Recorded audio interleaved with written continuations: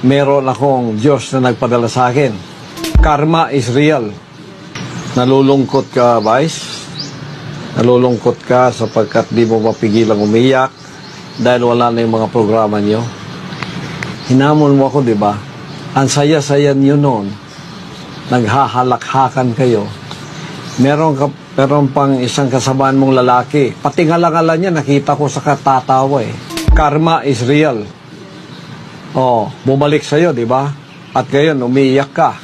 O bakit hindi kayo humahalakhak? Asan na yung pati ngala-ngala niya, nakita kong humahalakhak kasama nung mataba ding babae na parang maskara ang mukha dahil sa makeup. Nung hindi pa ako appointed Sun Vice, may kaibigan ako, uupo lang kami sa loob ng mall. Magpi-people watching lang kami. Tawa kami ng tawa, kami lang dalawa. Ikaw ang una kong pagtatawanan sa itsura mo. Sasabihin ko, ano bang klaseng tao to? Kuminsan puti ang buhok, kuminsan pink, kuminsan blue. Bakit di siya makapag-decide kung anong mukha niya? Oh, hindi ko sinabi yun. Hindi ko sinasabi yun. Pinababayaan kita.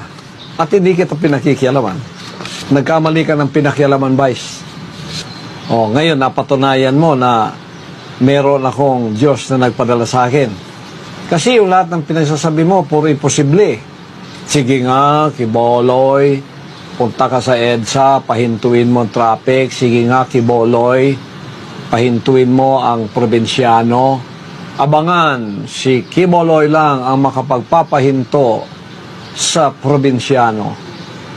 Nagprophesy ka, Vice. Ngayon, ako ang nagsushow-time.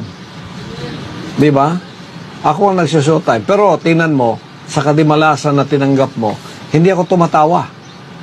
Pinamumukha ko lang sa iyo na sa susunod, kung ibabalik ka sa ganong estado ng buhay tulad ni Nebuchadnezzar, nagmayabang, nagkamali ka ng pinakialaman, Vice.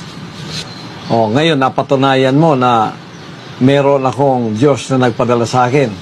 Karma is real. Nalulungkot ka, Vice? Nalulungkot ka sapagkat di mo mapigilang umiyak dahil wala na yung mga programa nyo. Hinamon mo ako, di ba? Ang saya-saya nyo noon. Naghahalakhakan